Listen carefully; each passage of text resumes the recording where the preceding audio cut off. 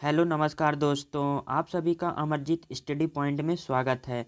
आज के वीडियो में हम लोग केबीएस पीआरटी 2018 में पर्यावरण से संबंधित आए हुए प्रश्नों को सॉल्व करेंगे। पिछले साल के क्वेश्चन को सॉल्व करना इसलिए भी ज़रूरी होता है कि हमें पैटर्न का पता चल जाता है कि हमें किस प्रकार की तैयारी करनी है।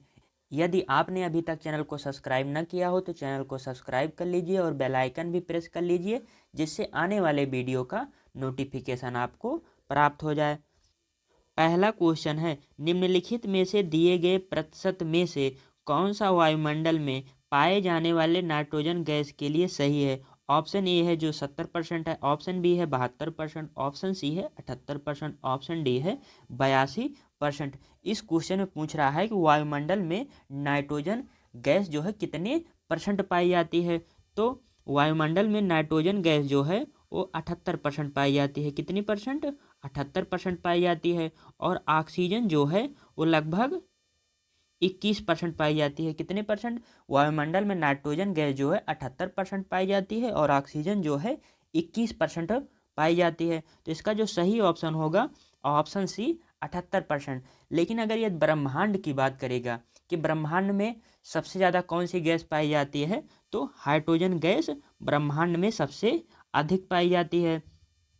यदि क्वेश्चन पूछता है कि यूरिया की जो बोरी आती है, जो 50 किलो यूरिया की बोरी आती है, उसमें कितने परसेंट नाइट्रोजन की मात्रा होती है, तो उसमें 46% नाइट्रोजन की मात्रा होती है। अब जो है जो 50 किलो बोरी आती थी 45 किलो की आने लगी है, लेकिन उसमें जो नाइट्रोजन की प्रतिशत मात्रा होती है वो 46% होती है। क्वेश्चन नंबर 2, सीढ़ीदार खेती निम्नलिखित में से किन क्षेत्रों में की जाती है। ऑप्शन ए है पहाड़ी ढलानों पर, ऑप्शन बी है समतल समतल मैदानी भागों में, ऑप्शन सी है हिमनदीय पर्वतीय शिखर पर, ऑप्शन डी है तटवर्ती भूमि पर। सीढ़ीदार खेती जो है ये सीढ़ीनुमा की जाती है। सीढ़ीनुमा खेती जो है ये पर्वतीय भागों में की जाती है। कहाँ पे? पर्वतीय ढलानों पर।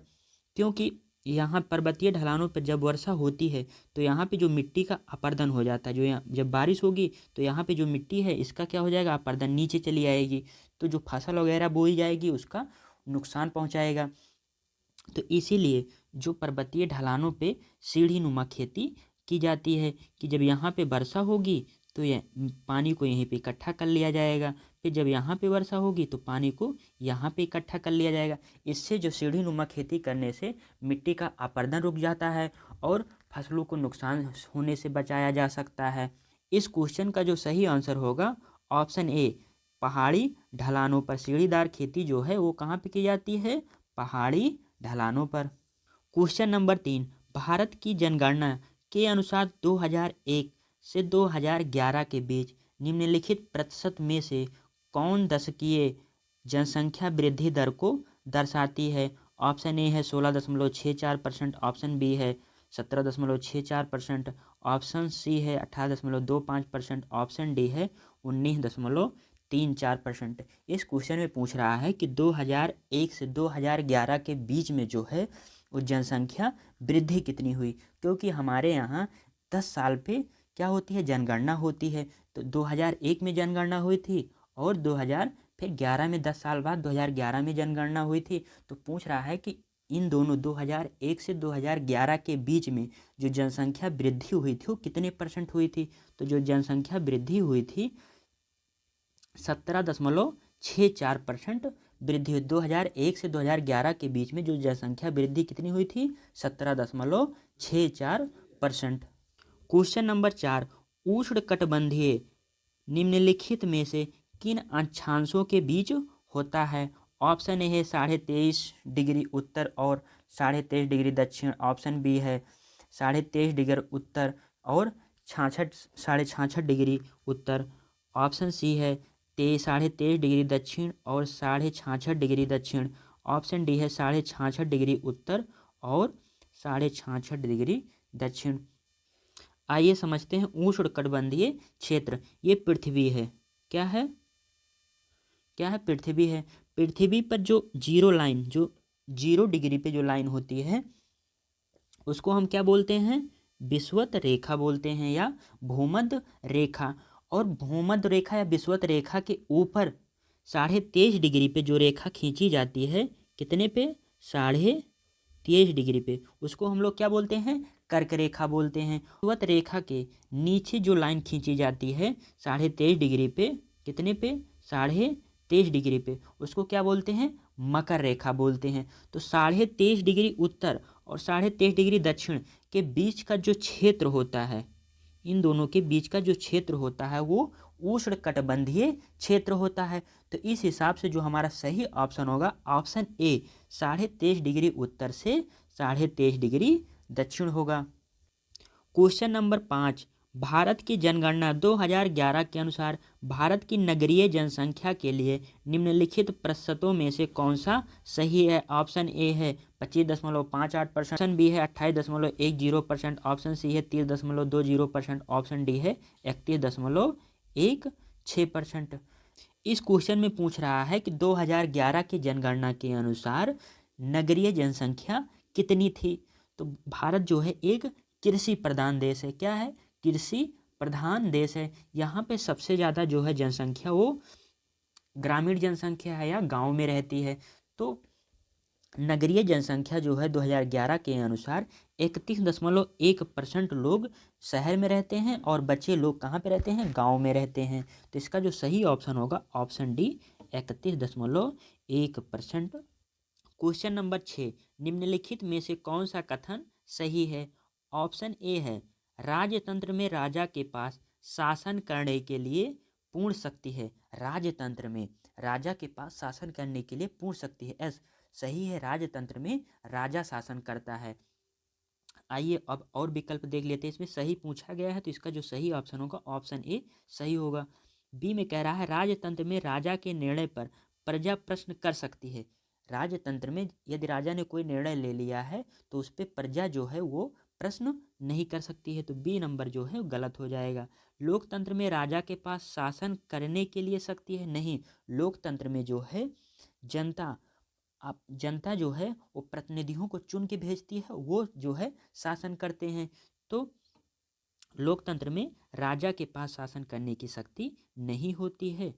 तो इसमें लेकिन कह रहा है शक्ति होती है, तो ये भी विकल्प गलत हो जाएगा। ऑप्शन डी कह रहा है लोकतंत्र में जनता प्रतिनिधियों के चुनाव की प्रक्रिया में भाग नहीं लेती है। नहीं, लोकतंत्र में जनता जो है प्रतिनिधियों का चुनाव करती है, उसमें भाग लेती है। तो ये भी विकल्प जो है गलत हो जाएगा। तो इस हिसाब से जो हमारा सही विकल्प होगा ऑप्शन ए, राजतंत्र में राजा के पास शासन करने के लिए पूर्ण शक्ति होती है। क्वेश्चन नंबर 7, 2011 की जनगणना के अनुसार निम्नलिखित में से लिंगा अनुपात लिंगा अनुपातों में भारत के लिए कौन सा सही है? तो 2011 की जनगणना के अनुसार जो भारत में लिंगा अनुपात था 1000 पुरुष पे कितने पे? 1000 पुरुष पे 943 महिला थी। कितनी? 943 महिला। तो इस विकल्प में 1000 पुरुष पे 940 स्त्रियां और 940 स्त्रियां। तो इसका जो सही आंसर होगा ऑप्शन सी, क्योंकि 943 2011 की जनगणना के अनुसार 1000 पुरुष पे 943 क्या थी? स्त्रियां थी। लेकिन इसमें 943 नहीं दिया गया है, तो उसके नज़दीक क्या है? 940 दिया गया है। तो जो हमारा सही आंसर होगा ऑप्शन सी, 940 स्त्रियां प्रति 1000 पुरुष पर 2011 की जनगणना के अनुसार।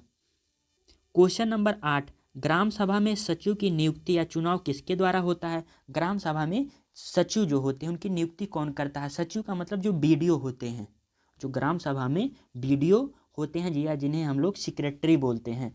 तो ग्राम जो सचिव की नियुक्ति जो है ये सरकार द्वारा होती है, ग्राम सभा के सदस्यों द्वारा नहीं, ग्राम वार्ड के सदस्यों द्वारा नहीं, ग्राम पंचायत के सदस्यों द्वारा नहीं, सरकार द्वारा। तो ऑप्शन डी है, जो ग्राम सचिव होते हैं इनकी नियुक्ति सरकार के द्वारा होती है। तो इसका जो सही ऑप्शन होगा ऑप्शन डी, सरकार द्वारा नियुक्ति होती है। क्वेश्चन नंबर 9, छोटे भूखंडों पर साधारण उपकरणों द्वारा अधिक श्रम के साथ मैदानों में खेती करने वाले किसानों को निम्नलिखित कृषि के प्रकारों में से वर्गीकृत किया जाता है। तो छोटे भूखंडों पर, कहाँ पे? छोटे भूखंडों पर साधारण उपकरणों द्वारा अधिक श्रम के साथ मैदानों में खेती करने वाले किसानों को आदिम जीविका कृषि के अंतर्गत वर्गीकृत किया जाता है। तो इसका जो सही ऑप्शन होगा ऑप्शन ए, आदिम जीविका कृषि।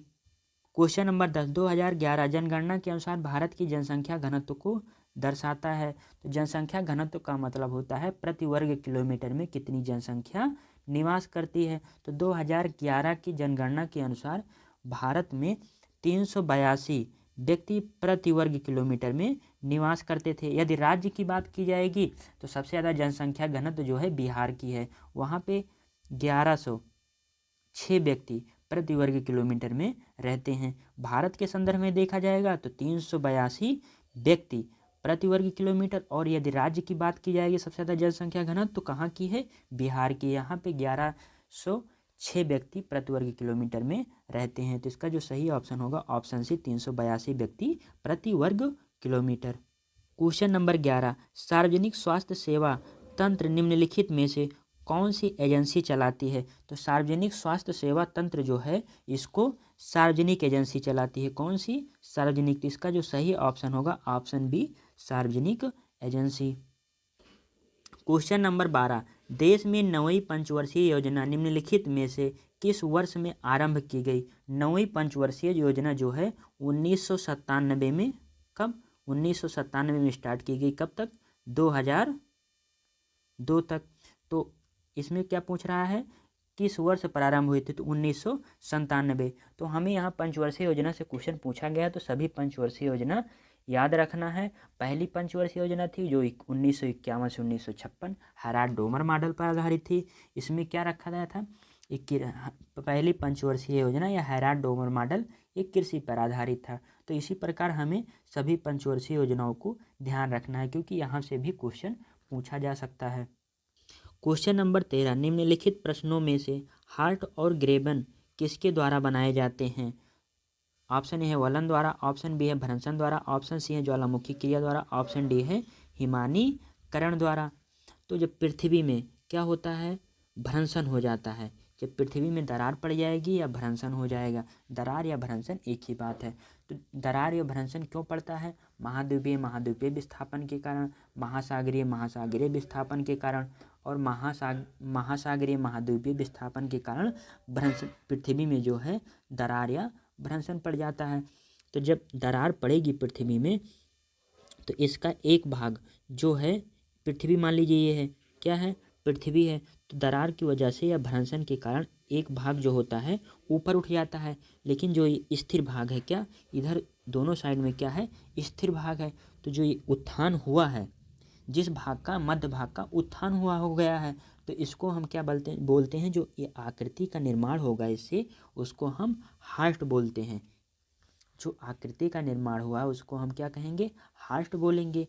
लेकिन जो इधर दोनों साइड में स्थिर भाग है, जो स्थिर भाग है उसको हम क्या कहते हैं, रैंप घाटी। रैंप घाटी को क्या बोलते हैं इंग्लिश में, ग्रेबन बोलते हैं। तो इसका जो सही ऑप्शन होगा फिर भ्रंशन होगा। भ्रंशन के द्वारा हार्ट और ग्रेबन का निर्माण होता है।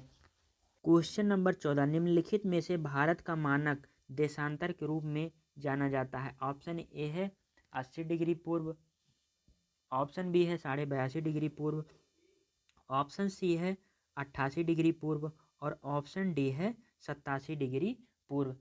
सबसे पहले हम लोग देशांतर रेखा के बारे में समझ लेते हैं।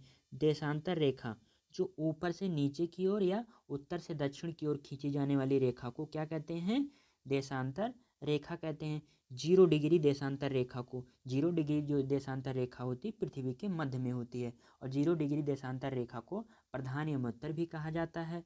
क्या कहा जाता है, प्रधान यमोत्तर। और एक एक डिग्री पे कितने, एक एक डिग्री पे 360 देशांतर रेखाएं खींची जा सकती हैं। प्रधान यमोत्तर की पश्चिम साइड में 180 देशांतर रेखाएं खींची जा सकती हैं एक एक डिग्री पे, और प्रधान यमोत्तर या 0 डिग्री देशांतर के पूर्व साइड में एक एक डिग्री पे 180 देशांतर रेखाएं खींची जा सकती हैं। और ये जो प्रधान यमोत्तर है जो 0 डिग्री से गुजर रही है, ये ग्रीनविच वेधशाला से गुजरती है। कहाँ से गुजरती है, ग्रीनविच वेधशाला से गुजरती है। और दो देशांतर रेखाओं के बीच की जो दूरी होती है 111.3 किलोमीटर होती है। कितनी होती है, 111.3 किलोमीटर होती है। अब हम लोग भारत का मानक समय रेखा समझते हैं। क्या, कि भारत की मानक समय रेखा कितने डिग्री से होकर गुजरती है। भारत में जो मानक समय रेखा है वो 82.5 डिग्री पूर्व से होकर गुजरती है। 82.5 डिग्री पूर्व से होके क्या होती है, गुजरती है। और भारत मानक समय रेखा जो है प्रधान एवं उत्तर जो 0 डिग्री है उससे कितना आगे है, 5.5 घंटा आगे है। कितना आगे है, 5.5 घंटा आगे है। मानक समय रेखा जो है ये 5 राज्यों से होकर गुजरती है। कहाँ से गुजरती है, 5 राज्यों से। उत्तर प्रदेश के नैनी से होकर गुजरती है। मध्य प्रदेश, छत्तीसगढ़, उड़ीसा और आंध्र प्रदेश से होकर गुजरती है। और ये जो मानक समय रेखा है ये छत्तीसगढ़ में कर्क रेखा को काटती है। और कर्क रेखा की बात करेंगे तो कर्क रेखा जो है 8 राज्यों से होकर गुजरती है। प्रधान एवं उत्तर से जो है क्या है, भारत पूरब की साइड में है। तो भारत का जो मानक समय रेखा है वो 82.5 डिग्री पूर्व है। तो इसका जो सही ऑप्शन होगा ऑप्शन बी, 82.5 डिग्री पूर्व। क्वेश्चन नंबर 15, अगर 1 डिग्री के अंतराल पर अक्षांश रेखाओं को खींचा जाए तो उत्तरी गोलार्ध में उनकी संख्या कितनी होगी। तो अक्षांश रेखाएं जो होती हैं पूरब से पश्चिम दिशा में खींची जाती हैं। पृथ्वी पर जो पूरब से पश्चिम दिशा में खींची जाती हैं उन्हें हम लोग क्या कहते हैं, अक्षांश रेखा। तो उत्तरी गोलार्ध में क्या, उत्तरी गोलार्ध में 1 डिग्री पे 90 अक्षांश रेखाएं खींची जा सकती हैं। तो इसका जो सही ऑप्शन होगा ऑप्शन बी, 90 अक्षांश रेखाएं खींची जा सकती हैं। क्वेश्चन नंबर 16, समुदाय की भूमि को क्या कहते हैं। समुदाय की भूमि को सार्वजनिक संपत्ति संसाधन कहते हैं। इसका सही ऑप्शन होगा सार्वजनिक संपत्ति संसाधन। निजी संपत्ति संसाधन नहीं, समुदाय की भूमि को निजी संपत्ति संसाधन नहीं कहते हैं। सरकारी संपत्ति संसाधन नहीं, और गैर सरकारी संस्थान संसाधन नहीं। समुदाय की भूमि को क्या कहते हैं हम लोग, सार्वजनिक संपत्ति संसाधन कहते हैं। क्वेश्चन नंबर 17, भारतीय संविधान के पिता के रूप में किसे जाना जाता है। तो भारतीय संविधान के पिता के रूप में भीमराव अंबेडकर को जाना जाता है। किसको, भीमराव अंबेडकर को। और भीमराव अंबेडकर ने आर्टिकल 32 को संविधान की आत्मा भी कहा है। तो क्वेश्चन नंबर 17 का सही ऑप्शन जो होगा ऑप्शन बी होगा। क्वेश्चन नंबर 18, दिल्ली और कन्याकुमारी के बीच नई रेलगाड़ी आरंभ करने के लिए निम्नलिखित सरकारी संस्थानों में किसके पास अधिकार है। जो रेल विभाग है ये केंद्र सरकार के अधीन है, पूरी तरह से केंद्र सरकार के अधीन है। तो यदि रेलवे लाइन बिछाई जाएगी तो केंद्र सरकार के अधिकार में होगा। तो दिल्ली से कन्याकुमारी के बीच रेलगाड़ी का आरंभ करने का अधिकार किसके पास होगा, या लाइन जो बिछाने का अधिकार होगा केंद्र सरकार के पास होगा। क्वेश्चन नंबर 19, पृथ्वी पर इसके वायुमंडल में जल का स्थानांतरण निम्नलिखित तत्वों के समूहों को सम्मिलित किया जाता है। ये क्वेश्चन जो है जल चक्र से है।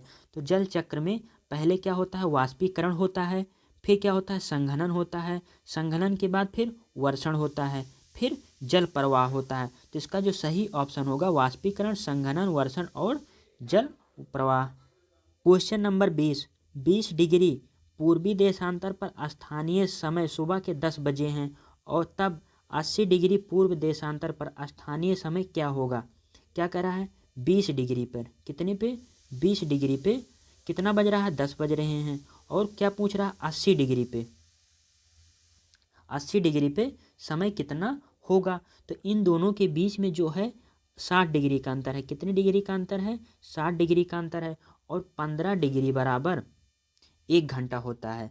जो देशांतर रेखा में 15 डिग्री बराबर 1 घंटा होता है।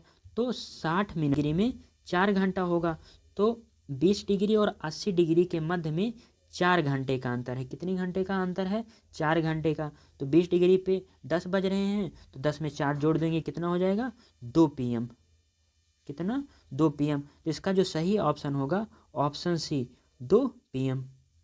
आज हम लोगों ने KBS PRT 2018 में पर्यावरण से आए हुए प्रश्नों को सॉल्व किया। सभी क्वेश्चन को सॉल्व करने से हमें यह पता चली कि पर्यावरण से क्वेश्चन आए हुए हैं, भूगोल से क्वेश्चन आए हुए हैं और इकोनॉमी से सबसे ज़्यादा क्वेश्चन पर्यावरण और भूगोल से हैं। आप लोग ये बिल्कुल ना मान के चलें कि इसी तरह के क्वेश्चन आएंगे, क्योंकि अक्षांश और देशांतर रेखा और 2011 की जनगणना से लगभग 7 से 8 क्वेश्चन आ गए हैं। KBS हर साल अपने क्वेश्चन के पैटर्न को चेंज करता रहता है। अब आप समझ गए होंगे कि किस प्रकार की तैयारी हमें करनी है। पर्यावरण और भूगोल पर ज़्यादा फोकस करना है। अगले वीडियो में हम लोग 2018 से पहले पर्यावरण के जो KBS का पेपर हुआ है, पर्यावरण के क्वेश्चन आए हुए हैं उसको सॉल्व करेंगे। यदि आपने अभी तक चैनल को सब्सक्राइब ना किया हो तो चैनल को सब्सक्राइब कर लीजिए और बेल आइकन भी प्रेस कर लीजिए, जिससे आने वाले वीडियो का नोटिफिकेशन आपको प्राप्त हो जाए। नमस्कार।